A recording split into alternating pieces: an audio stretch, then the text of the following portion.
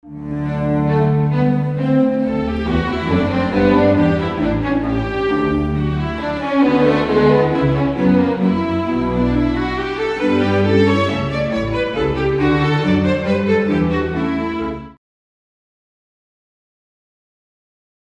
crise mundial, que se instalou em 2008 a partir da quebra de bancos nos Estados Unidos, ela repercute até hoje e agora com mais intensidade, sobretudo na Europa, que vive um drama com a situação na Grécia.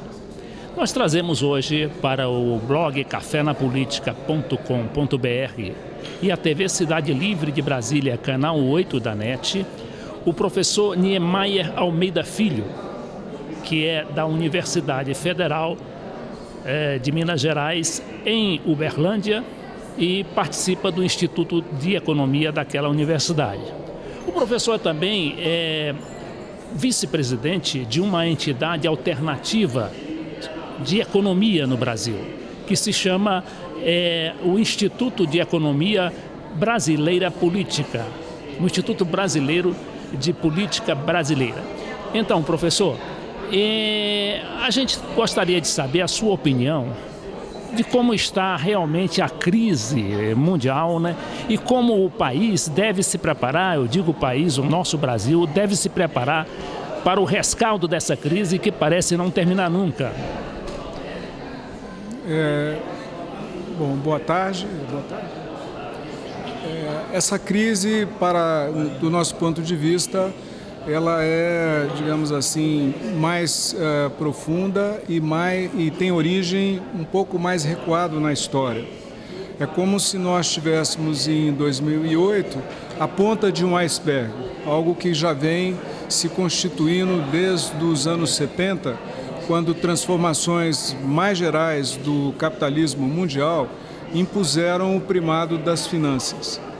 Então, esse primado das finanças ele foi evoluindo, ganhando institucionalidade, alcançando as finanças públicas, alcançando as políticas econômicas nacionais, de maneira que em 2008 se assiste ao desarranjo desse longo processo histórico que foi configurado nesse longo período que eu fiz referência. Então, o que acontece? Os países, de uma maneira geral, embora o centro da crise tenha sido os Estados Unidos, eles estão afetados, porque aí estamos colocando em xeque todo o processo de desenvolvimento em nível global. Então, é como se tivesse uma correia de transmissão de alguns fatos que são, digamos, adversos ao desenvolvimento do capitalismo nos Estados Unidos, e essa correia de transmissão ela vai se transmitindo os problemas e, digamos, a dimensão social dessa crise. Qual é a questão a ser enfrentada pela sociedade brasileira?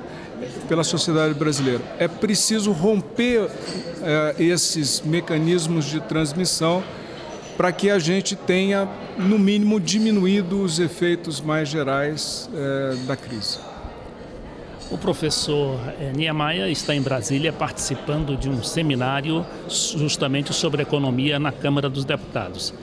Professor, o senhor preside, aliás, é vice-presidente daquele instituto, né, que é uma entidade alternativa, né, e crítica daquilo que se estabeleceu no Brasil hoje, que é a economia política, que hoje é muito criticada pelo fato de divulgar uma visão única dos fatos, né, sobretudo econômicos, né? Não há um contraditório e todas as verdades que são estabelecidas, que são ditadas, são estabelecidas justamente por essa daquilo que muita gente chama de ditadura midiática, né? Ou opressão midiática. Eu perguntaria ao senhor como é que tem atuado e que resultados até agora tem obtido esse seu instituto, que é de natureza, claro, acadêmica, mas que tem suas preocupações sociais, históricas e também políticas. Na verdade, a Sociedade Brasileira de Economia Política, ela se constituiu em 1996 por iniciativa de economistas do campo crítico da economia. A gente chama campo crítico justamente para se diferenciar desses economistas que você menciona e que são, digamos assim, cooptados pela ordem econômica vigente. Então, nossa sociedade, ela vem desenvolvendo desde 96 um encontro nacional onde são apresentados trabalhos produzidos pelos seus associados. Nós somos em torno de 500 associados, dos quais em torno de 200 ativos a cada ano. Então temos apresentação aí de 120 trabalhos por ano nesse campo. Além disso, a sociedade participa de eventos como este do PDT, quando é convidada. E como você mesmo falou, isso não acontece com muita regularidade. Nós participamos de vários espaços, mas não representando a sociedade como foi aqui o caso. De maneira que os espaços abertos à nossa sociedade, eles são limitados. Digamos, a mídia em geral, digamos, a TV aberta, raramente nos oferece um espaço amplo para debater nossas ideias. Professor, o senhor atua em Uberlândia, apesar de ter tido uma formação aqui na capital, em Brasília, onde residem seus pais. Eu gostaria muito de ver, né, a sua análise, a sua visão a partir de Uberlândia, que é no interior do Brasil, não é nenhum centro, um grande centro geográfico, né, nem político. Como é que a população, como é que a sociedade de Uberlândia, ela vê essa crise, esses movimentos, né, sistêmicos que têm ocorrido ultimamente, sobretudo a partir da deflagração da crise de 2008?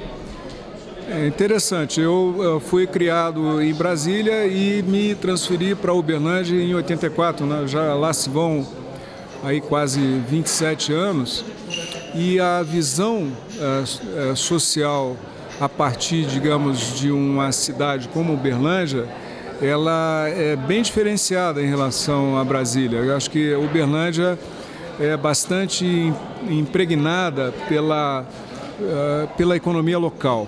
A economia local em Uberlândia, ela é baseada no grande atacadista, tem grandes grupos atacadistas que estão ali sediados, no comércio e serviços.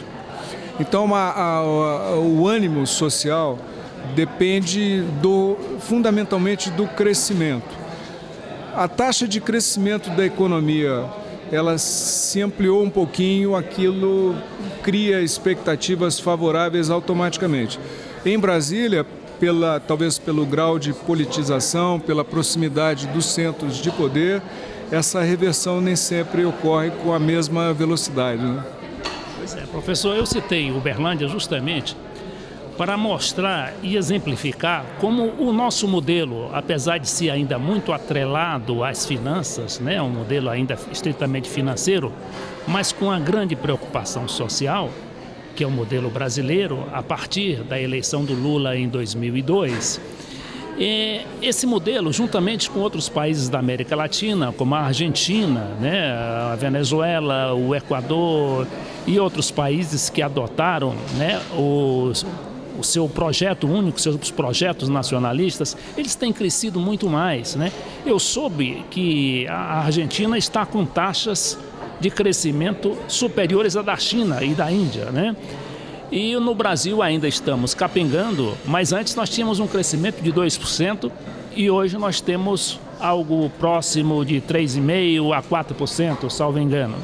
Enquanto na Europa você vê uma recessão na Alemanha, uma recessão na França, uma recessão na Inglaterra e os Estados Unidos patinando naquilo, né? Naquele crescimento mínimo que quase beira a recessão e o desemprego cada vez se tornando uma grande preocupação, inclusive das lideranças nacionais, como o próprio presidente da República, o senhor Barack Obama, que está ameaçado de perder a eleição por causa do desemprego.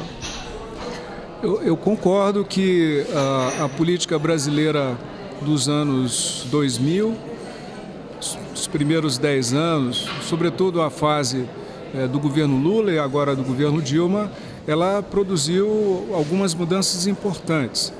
Eu acho que o olhar da política social ele se ampliou em relação ao que vinha sendo adotado nos anos 90.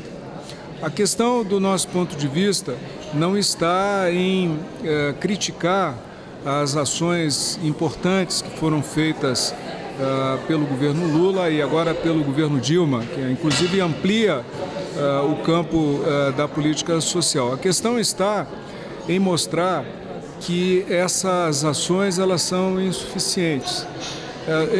Eu, em particular, não atribuo essa responsabilidade unicamente a governos. Isso não é uma mudança que possa ser feita por uma decisão política de uma presidenta.